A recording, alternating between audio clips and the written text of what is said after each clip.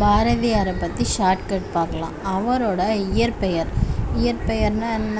அவரோட பேர் சுப்பிரமணியன் அப்படின்னு சொல்லுவாங்க. அடுத்தது பிறந்த இடம், எங்கே பிறந்திருக்காருன்னா எட்டயபுரத்தில் பிறந்திருக்காரு. அடுத்து காலத்தை எப்படி ஞாபகம் வச்சுக்கணும் அப்படின்னா 11ஆம் பிறந்தார், 11ஆம் இறந்தார். கிறிஸ்மஸ் ஞாபகம் வச்சுக்கணும். 11/12/82 பிறந்திருக்காரு. இந்த 2 இங்கே வந்துருச்சு. அப்போ 21 இறந்துட்டார். 1921 இறந்துட்டார். இங்கே கிறிஸ்மஸ்ஸு, இங்கே என்னது செப்டம்பரில் தீபாவளி.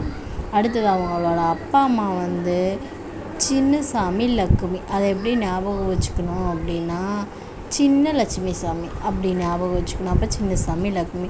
மனைவி எப்படி கூப்பிடுவார்? செல்லம்மா கூப்பிடுவார். அதனால் செல்லம்மாள்.